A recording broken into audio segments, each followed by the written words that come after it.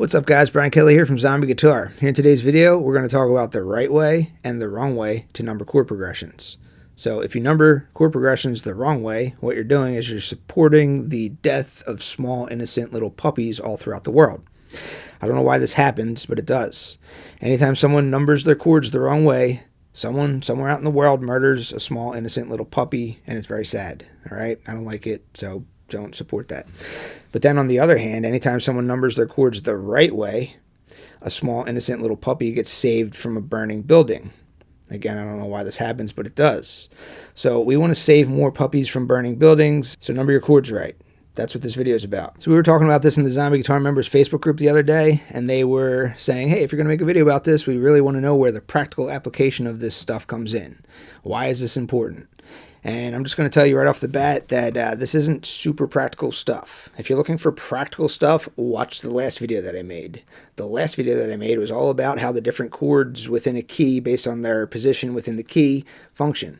How to implement secondary dominant chords into your progression. How to implement borrowed chords into your chord progressions.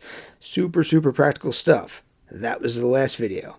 This video here is just on paper. All right? The notes don't care how you number them. The chords don't care how you number them. The people that are listening to the music, they don't care about any of this stuff. This is just on paper. But this is important when it comes to communicating from one musician to the next. You may be learning from multiple different websites, multiple different videos, multiple different teachers, and some of the websites may be numbering things the right way. Some websites may be numbering things the wrong way, and you're getting hung up on the numbering part of things.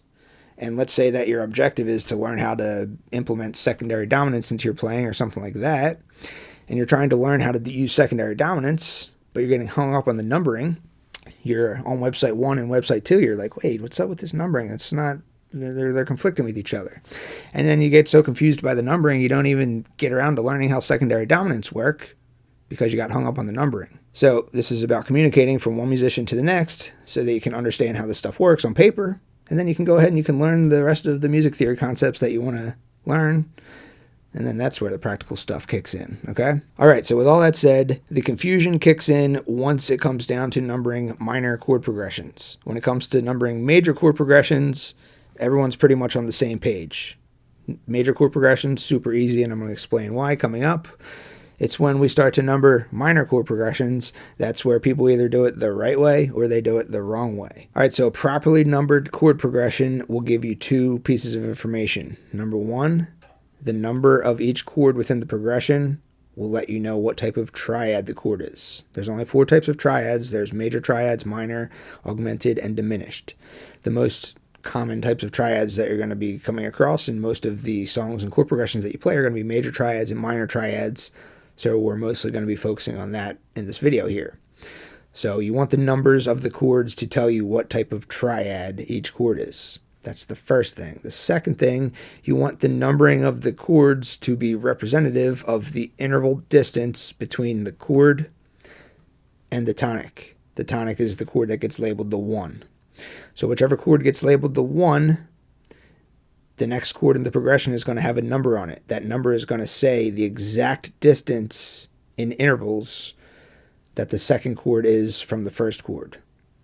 And then the next chord, whatever the number of that chord is also going to be an interval representation of the distance between that chord and the 1 chord. This is super important. That really comes into play when you start using out-of-key chords in your progressions. Then it really becomes crucial. All right? We're going to get to that in this video, but we have to start at the very beginning. All right, the very beginning is to just look at a key from the major perspective. So for today's video, I'm just going to use the key of D major. All 12 keys work exactly the same way.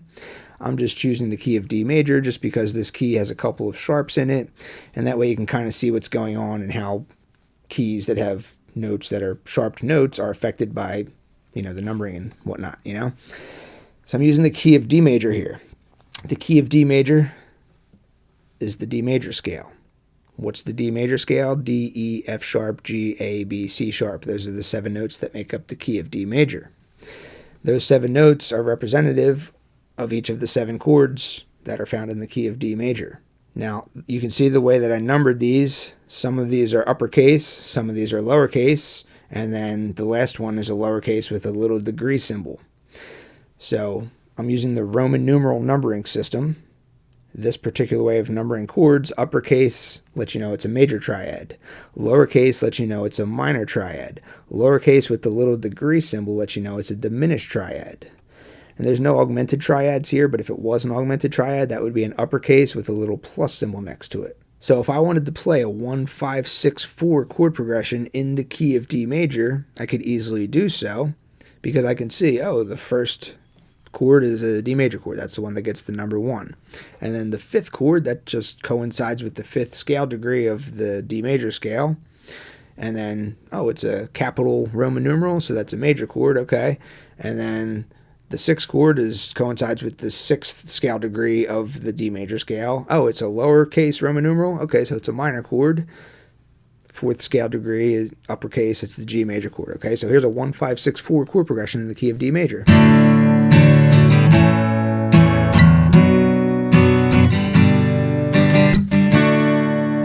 Super easy. Everyone agrees with the major way of numbering things. Even if you're not using the Roman numeral numbering system, which we are here, like you're just using regular numbers. I forget what those are called. Whatever. Regular numerals. 1, 2, 3, 4, 5, 6, and 7. You know, even if you're using regular numerals or whatever, everyone's pretty much in agreement that the 1 chord is the 1 chord and the 5 chord is the 5 chord, 6 chord, 4 chord. Everyone agrees with that from the major perspective, right? Let's talk about this interval stuff, and then we're going to talk about the minor way of numbering, which is where things get confusing. So the 7 chords that you see here, which are numbered 1, 2, 3, 4, 5, 6, 7, those coincide with the scale formula of the major scale. So the scale formula for the major scale was 1, 2, 3, 4, 5, 6, 7. You can see how the numbering of the chords are also 1, 2, 3, 4, 5, 6, 7. They coincide with the scale formula for the major scale. This is the one and only scale that has the formula 1, 2, 3, 4, 5, 6, 7.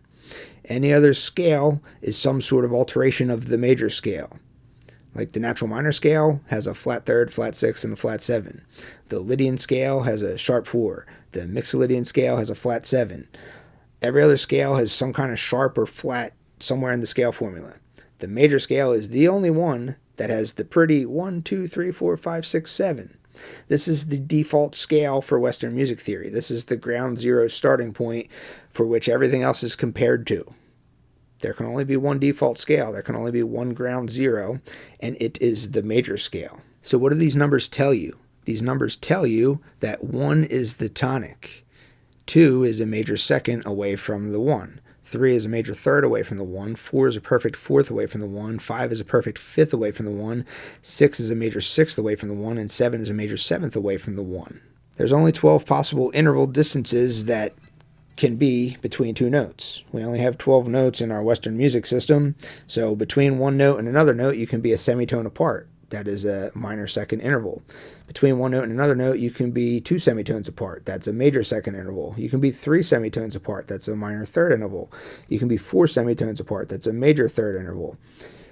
There's 12 different intervals, the final one being the octave. Once you're at the octave, then you just start over again. So this chart here has all of the intervals listed out by name, and then it gives you a little reference so you can think about anytime you hear that particular interval, you can be like, oh, that sounds like happy birthday. Oh, it's a major second. Or, oh, that kind of sounds like kumbaya. Oh, that's a major third. So that's what this chart is. So if the note D is your 1, a minor second sounds like this. A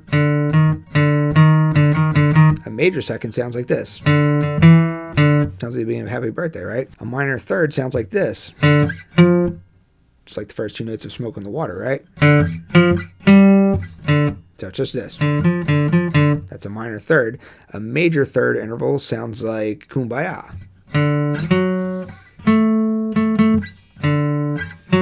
That's what a major third sounds like. So each of these intervals has a different sound to it, and that's what this chart is for. So the major scale just uses 7 of these intervals, which is a major second, a major third, a perfect fourth, perfect major sixth, and a major seventh. So we have this. We have this, we have this, we have this, we have this, we have this, and then we have the octave. All right, so why am I talking about this? Why is this important? Where's the practical stuff I'm getting there. Stick with me.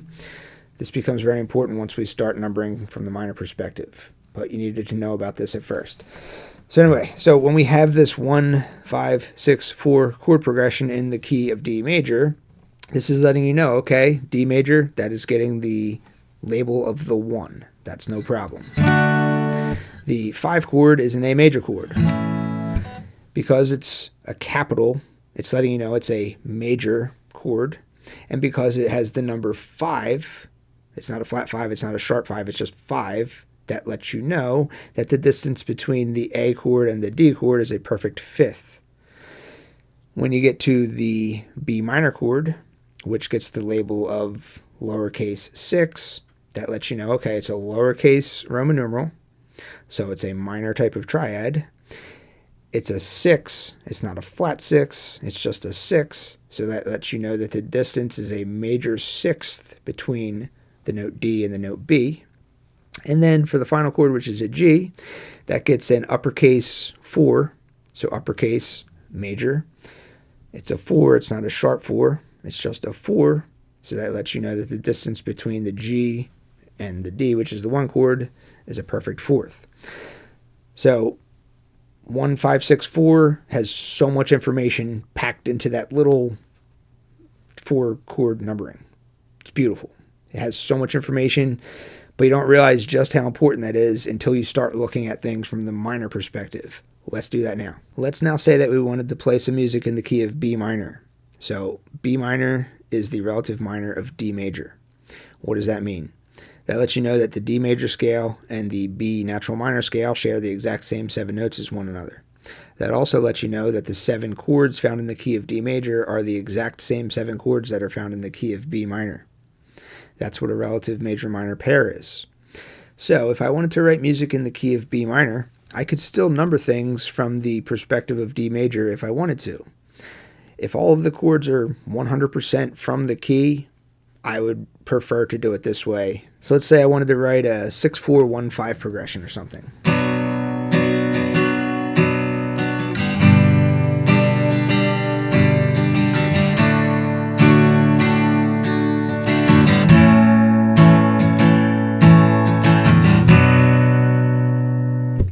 Started on the B minor, it ended on the B minor. It had a sad vibe to it. Most people would agree that that was probably a B minor chord progression, right? So it still had the same 4 chords that I used previously. I just kind of rearranged the order that I played them in. I started on the B minor, ended on the B minor. So you could very easily just say, yeah, that's a 6-4-1-5 progression. And you could say it's the key of D major. But then there's a lot of times where you may say, you know what, since this is the key of B minor, I want to assign the number 1 to the B minor chord. It would just make my life easier. It would make everything else so much easier to visualize on paper, so much easier to think about, so much easier to communicate from one musician to the next. It's like, well, we're in the key of B minor. B minor is obviously the 1 chord, right? Couldn't agree more, you know, that you can absolutely do that too. So if you're going to make the B minor chord the 1 chord, you then have to rearrange the numbers for all the rest of the chords. Now this is where the puppy either dies or the puppy gets saved from the burning fire in the burning building, depending on how you do this. So we're going to take that B minor chord, we're going to place that at the top. That's going to be your 1 chord. So that is now your new order. Notice that we still have the same 7 chords. We still have our 3 major chords, our 3 minor chords, our 1 diminished chord. Everything's still exactly the same. We just rearranged the numbering of the chords. So if you want to kill puppies, go ahead and number these chords 1, 2, 3, 4, 5, 6, 7. That will kill puppies and that will make you a horrible person and not cool. Don't do that. But that's the wrong way, and that's the way it's done a lot, and it's very bad. It's very bad. Because we're trying to learn music theory here, right? We're trying to communicate music theory between each other so we can learn and play beautiful music for the people that want to hear the beautiful music, right? When you number your chords this way, you're not doing anyone any favors, you're killing puppies, and you're just causing confusion on the internet. Don't do this. So let's go back to talking about this chord progression again, this B minor to G major to D major to A minor. According to this incorrect way of numbering things, this would be a 1, 6, 3, 7. All right? Uppercase is still letting you know your major triads. Lowercase is still letting you know your minor triads. We're okay there. But now the numbering of these chords is no longer representative of the interval distance between the chord and the one that gets labeled as the 1. So first chord is B minor, that's 1, no problem. G, this gets the label of 6, which is saying, oh, okay, the distance between B and G is a major sixth interval because that's what 6 means. That's what 6 always means. That's what 6 should always mean. Anytime you have a scale formula that has a 6 in it, that's saying that's a major sixth. Anytime you have chords that are numbered as a 6, that's letting you know, oh, that chord is a major sixth away from the 1 chord. But in this instance, that is not true, because what's the distance between B and G? The distance between B and G is actually a minor sixth. You can look at your interval chart to see how many semitones that is. So here's B, here's G. Let's count. 1, 2, 3, 4, 5, 6, 7, 8. Okay. 8 is a minor sixth. 9 is a major sixth. So if it's only 8 semitones away, this chord should be numbered as a flat 6, not a 6. It should be numbered as a flat 6. Let's look at the next chord. All right, so we have our 1 chord, we have this G chord, we have this chord. This gets the number of 3 according to this wrong way of numbering things. That's letting you know, oh, that's a major third above the chord that gets labeled as a 1. That must mean that the distance between B and D is a major third. Let's check and see if that's the case. So here's B, here's D. 1, 2, 3. That's only 3 semitones. 3 semitones is a minor third, not a major third. So that's not right either. And then you can go ahead and you can try it for the last one as well. But I'll just let you know that it's not a major seventh, it's a minor seventh apart. The distance between B and A is a minor seventh, not a major seventh. So the correct way to do this would be to number according to the natural minor scale formula. 1, 2, flat 3, 4, 5, flat 6, flat 7. The wrong way to say this chord progression is that it's a 1, 6, 3, 7 chord progression. That kills puppies. The correct way to number this chord progression would be to say that this is a 1, flat 6, flat 3, flat 7 chord progression. That would be the way to save the puppies from the burning buildings. Do things that way, and the whole internet will thank you for it. So I'll give you a couple examples. So let's say that you have a piece of paper and you have a few chord progressions written down on them. The first one says, play a 1, flat 6, flat 3, flat 7 in B. It doesn't specify B minor. It doesn't specify B major. It just says, play these chords in B. That's the only information that you're given. And that's fine. That's the only information that you need. Because looking at these chords here, your first one is a minor chord, and then the next 3 chords in the progression are all major chords because they're uppercase, so you have that information. And then you know, okay, it's in B, so B is my 1. And then you can just look at the numbers of each chord to let you know exactly which chords are being played in that particular progression. You're like, okay, so flat 6 away from B. Even if you have to count, you have to be like 1, 2, 3, 4, 5, 6, 7, 8. Oh, okay, so it's a G major. And then a flat 3 away from B. Okay, here's B. 1, 2, 3. Oh, okay, so that's a D major. And then a flat 7 away from B. Okay, 1, 2, 3, 4, 5, 6, 7, 8, 9, 10. Okay, so that's an A. You can just look at the information that's given to you, and you can come up with the correct answer. What if I wanted to play a 1, 5, flat 7, 4 in C? Okay, again, it doesn't matter if it's in C major or C minor or whatever. You just look at the first chord. Is it uppercase? Okay, it's major. Is it lowercase? Oh, it's minor. All right, that information, done. You got that. Okay, so all of the chords that are written here are all uppercase Roman numerals, so that lets you know they're all major chords. Got that part out of the way. Now you just look at, 1, C, okay? So I got my first chord. 5, what's a fifth, a perfect fifth away from C? A perfect fifth away from C is a G. 1, 2, 3, 4, 5, 6, 7. Okay, got it. And then you look at the next chord, flat 7. What's a flat 7 away from C? A flat 7 away from C is the note B flat. Again, you can count that. You can count, it's 10 semitones away. And then the final one is a 4. What's a perfect fourth away from C is an F. All of the information is given right there. And that chord progression contained an out-of-key chord, too. The flat 7 chord was not a chord that's in the key of C major. but it didn't matter because all of the information was given to you just by the way that those chords were numbered. What if I wanted to play a 1, 5, flat 6, 7 in B? Again, it doesn't matter if B minor or B was specified. You know it's B minor because the 1 chord is notated by a lowercase Roman numeral. So that just lets you know, okay, so this is a B minor. First chord is a B minor. Okay, 5, it's an uppercase Roman numeral, so that lets me know it's major. A perfect fifth above from B is F sharp, so I play an F sharp major chord as the next chord. The next chord is then a flat 6 chord, so it's a uppercase Roman numeral, so that lets you know it's a major chord. It then is a flat 6, so that says the distance between B and this chord is going to be a minor sixth apart or a flat sixth apart. According to that chart, that is 1, 2, 3, 4, 5, 6, 7, 8 semitones. So a minor sixth is 8 semitones. So that right there, it says, okay, major chord, 8 semitones away, minor 6. Okay, so that's your flat 6 chord, right? And then your last chord is a 7. It's uppercase, so it's major. The distance between the B and the chord in question is a major 7th. A major 7th is 11 semitones. 11 semitones above B is B flat, so that lets you know that that final chord is a B flat chord. Again, that's an out of key chord.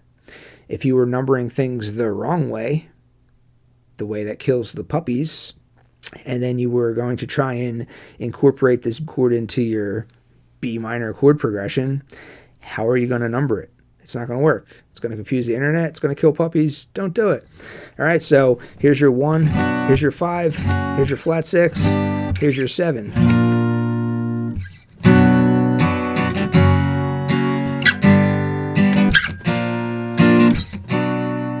Save those puppies. Have a good one.